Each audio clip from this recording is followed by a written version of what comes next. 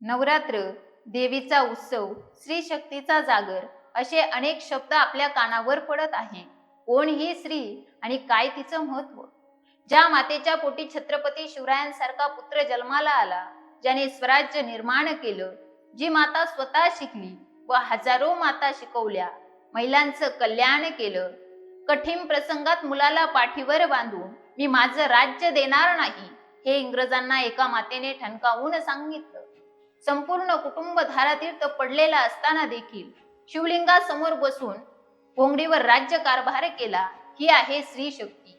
आपल्या सनातन हिंदू धर्माला 5000 वर्षांपूर्वीचा इतिहास आहे आणि तोच इतिहास साक्षीदार आहे स्त्रीच्या शक्तीचा, स्त्रीच्या अस्तित्वाचा आणि स्त्रीच्या खंबीरतेचा. रावणाने सीता मातेचे हरण केले तरी देखील किंचितही सीता माता डगमगल्या नाही.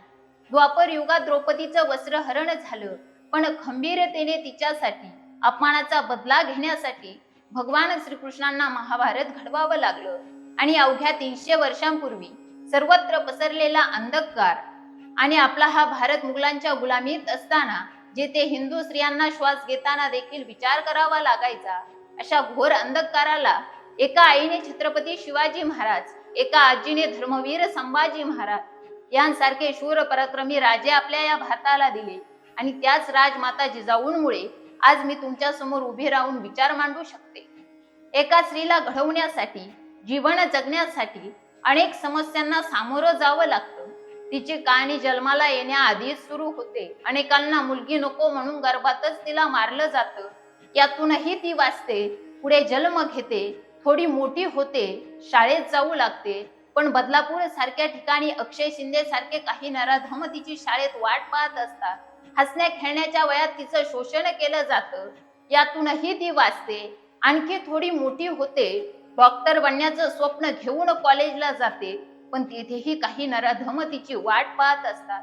या सर्व संकटातून जरी ती वाचली तरी पुढे नवरा व्यसनी, मारझोड, अन्याय करणारा मिळतो. त्यातूनही ती चांगली बायको होण्याचा प्रयत्न करते, मुलांना जन्म देते, त्यांचं पालन पोषण करून त्यांना लहानाचं मोठं करते. आणि तीच मुलं मोठी झाल्यानंतर त्या आईला अनाथ आश्रमात पाठवतात, शिळ्या भाकरी खायला घालतात, अन्याय करतात. अरे, ज्या आईने दुष्काळात तुम्हाला खायला नव्हतं म्हणून स्वतः उपाशी राहून अन्नाचा कण कण जमा करून तुम्हाला लहानाचं मोठं केलं, आणि त्याच आईला म्हातारपणात अशी वागणूक.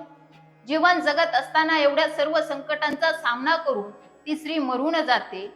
जिवंत असताना सर्वांसाठी रडणारी ती मेल्यानंतर तिच्या मागे रडायलाही कुणी राहत नाही.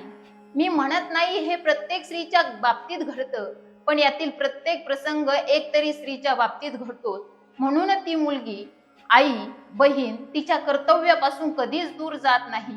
कितीही संकटे आली तरी खंबीरपणाने आपलं जीवन जगत असते. जगाच्या इतिहासात स्त्रीचा दुर्गम्य आशावाद आणि परिस्थितीशी झुंजण्याच्या अजोड बळावर ती सर्वांना पुरून उरते. तरुण वयात नवरा गेला तरीही ती मुलाचा सांभाळ करते, परंतु काही दिवसांनी त्या मुलाचाही मृत्यू होतो. तरी ती शेवटी एकटी राहिलेली स्त्री हार मानत नाही. आदिवासी समाजातून आली असून एवढ्या सर्व वेदना पार करून, एवढ्या सर्व संकटांचा सामना करून आज त्या भारताच्या राष्ट्रपती आहेत, त्या म्हणजे द्रौपदी मुर्मू. यापेक्षा स्त्री शक्तीचं तत्कालीन जीवनात कोणतंच उत्तम उदाहरण असू शकत नाही. म्हणून स्त्री शक्तीचा महिमा गात राहावा, तिच्या कर्तव्याचा अभिमान बाळगावा, प्रत्येक ठिकाणी ठेवा तिचा मान. ती आहे सर्वश्रेष्ठ आणि महान.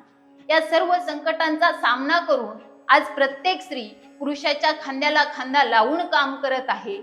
डॉक्टर, वकील, इंजिनियर, राजकारण, समाजकारण, एवढंच काय तर समाज प्रबोधनही स्त्री करत आहे.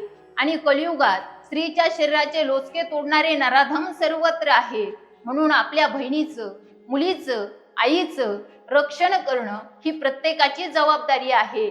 म्हणून मला म्हणावंसं वाटतं, ज्याला स्त्री आई म्हणून कळाली तो जिजाऊंचा शोभा झाला. ज्याला स्त्री बहीण म्हणून कळाली तो मुक्ताईचा ज्ञानदेव झाला. ज्याला स्त्री मैत्रीण म्हणून कळाली तो राधेचा श्याम झाला. आणि ज्याला स्त्री पत्नी म्हणून कळाली तो सीतेचा राम झाला. तो सीतेचा राम झाला. रामकृष्ण हरी.